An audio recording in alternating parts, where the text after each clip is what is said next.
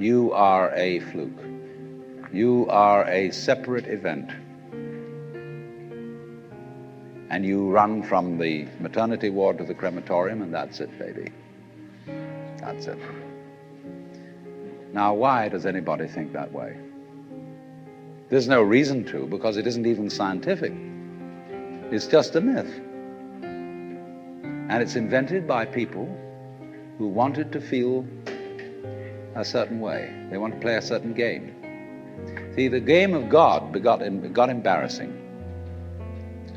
The idea of God as the potter, the architect of the universe, is good. And it makes you feel that life is, after all, important. There is someone who cares.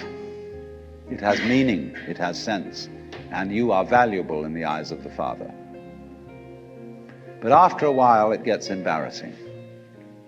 When you realize that everything you do is being watched by God. He knows your tiniest, inmost feelings and thoughts, and you say after a while, quit bugging me. I don't want you around. So you become an atheist, just to get rid of it. Then you feel terrible after that, because you got rid of God, but that means you got rid of yourself. You're just nothing but a machine. And your idea that you're a machine is just a machine too. So if you're a smart kid, you commit suicide. Camus said there is only really one serious philosophical question, which is whether or not to commit suicide. I think there are 4 or 5 serious philosophical questions. The first one is, who started it? The second is, are we going to make it? The third is, where are we going to put it? The fourth is, who's going to clean up? And the fifth, is it serious? But still, should you or not commit suicide? This is a good question. Why go on? And you only go on if the game is worth the candle. Now, the universe has been going on for an incredible long time. And so really, a satisfactory theory of the universe has to be one that's worth betting on. That's it seems to me, absolutely elementary common sense. If you make a theory of the universe which isn't worth betting on, why bother? Just commit suicide.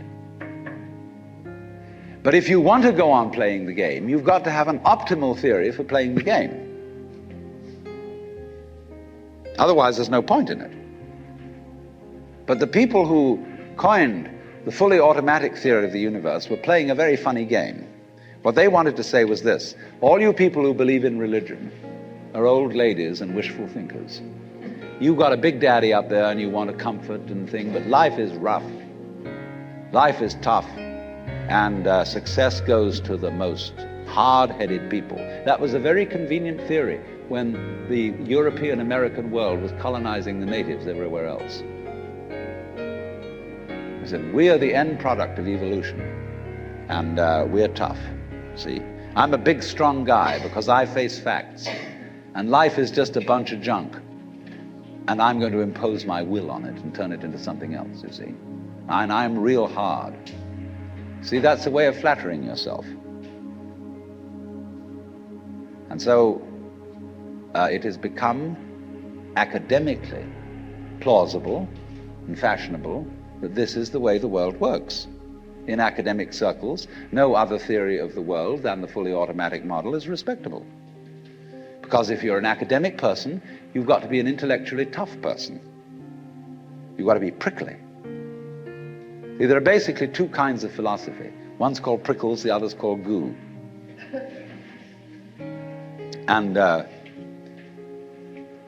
prickly people are precise, rigorous, logical. They like everything chopped up and clear. Goo people like it vague.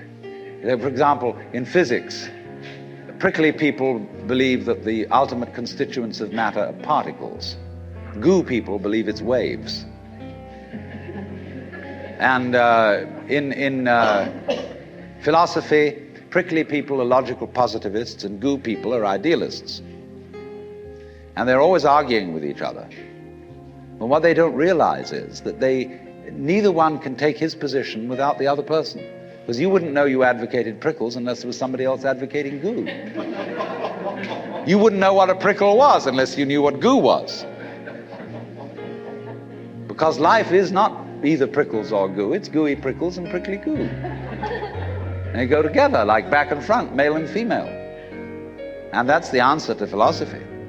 See, I'm a philosopher, and I'm not going to argue very much, because if you don't argue with me, I don't know what I think.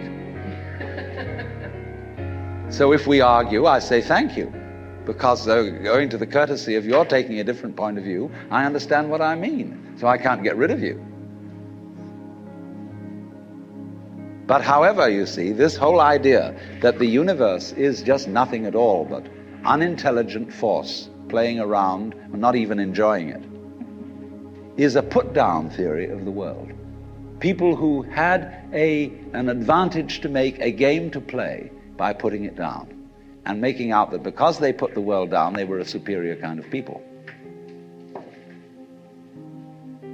So that just won't do. We've had it. Because if you seriously go along with this idea of the world, you're what is technically called alienated. You feel hostile to the world. You feel that the world is a trap. It is a mechanism, it's electronic and neurological mechanisms into which you somehow got caught. And you, poor thing, have to put up with being in a body that's falling apart and that gets cancer, that gets the great Siberian itch, and it's just terrible. And these mechanics, doctors are trying to help you out, but they really can't succeed in the end. And you're just going to fall apart, and it's a grim business, and it's too bad. So if you think that that's the way things are, you may as well commit suicide right now. Unless you say, well, I daren't, because there really, after all, there might be eternal damnation in the back of the thing if I did that. Or then I identify with my children or something, and I think of them going on and without me and nobody to support them. But of course, if I do go on in this frame of mind and continue to support them, I shall merely teach them to be like I am. And they'll go on dragging it out to support their children, and they won't enjoy it. And they'll be afraid to commit suicide, and so will their children. They all learn the same lesson. So you see, all I'm trying to say is that the basic common sense about the nature of the world that is influencing most people in the United States today, the fully automatic model, is simply a myth.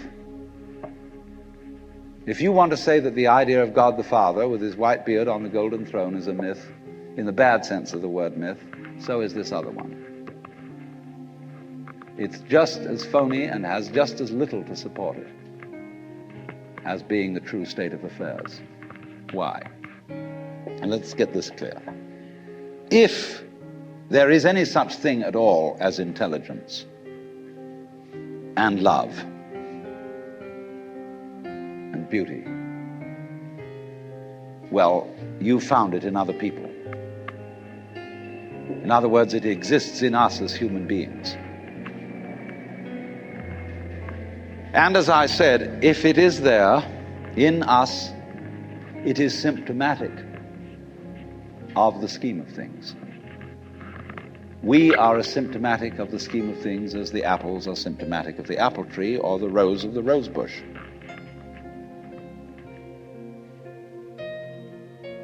The earth is not a big rock infested with living organisms, any more than your skeleton is bones infested with cells.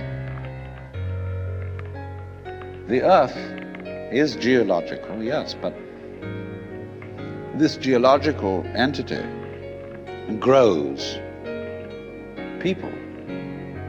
And our existence on the earth is a symptom of the solar system and its balances, as much as the solar system in turn is a symptom of our galaxy.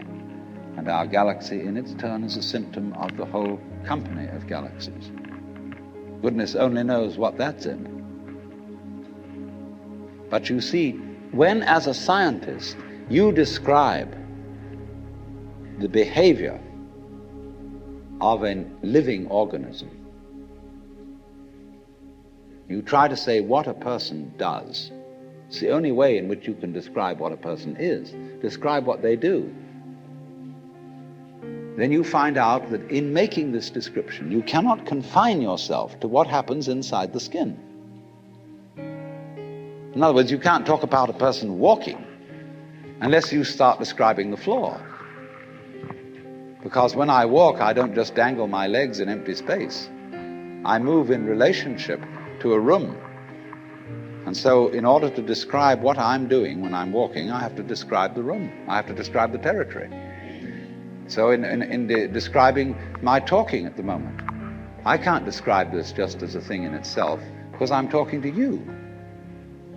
And so what I'm doing at the moment is not completely described unless your being here is described also.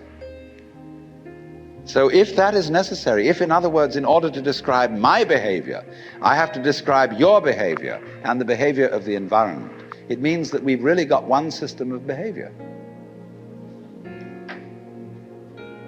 That what I am involves what you are. I don't know who I am unless I know who you are. And you don't know who you are unless you know who I am. There was a wise rabbi once said, if I am I because you are you, and you are you because I am I, then I am not I and you are not you. In other words, we are not separate. We define each other. We're all backs and fronts to each other. You know, you can't, for example, have two sticks. You lean two sticks against each other and they stand up because they support each other. Take one away and the other falls. They interdepend. And so in exactly that way, we and our environment, and all of us and each other, are interdependent systems. We know who we are in terms of other people. We all lock together. And this is, again and again, the serious scientific description of how things happen. And any good scientist knows, therefore, that what you call the external world is as much you as your own body. Your skin doesn't separate you from the world. It's a bridge through which the external world flows into you, and you flow into it. Just, for example, as a whirlpool in water, you could say, because you have a skin, you have a definite shape, you have a definite form. All right? Here is a flow of water, and it suddenly does a whirlpool. And then it goes on. The whirlpool is a definite form, but no water stays put in it. The whirlpool is something the stream is doing. And exactly the same way, the whole universe is doing each one of us. And I see you today, and I recognize you tomorrow, just as I would recognize a whirlpool in a stream. I'd say, oh yes, I've seen that whirlpool before. It's just near so-and-so's house on the edge of the river, and it's always there. So in the same way, when I meet you tomorrow, I recognize you, you're the same whirlpool you were yesterday. But you're moving.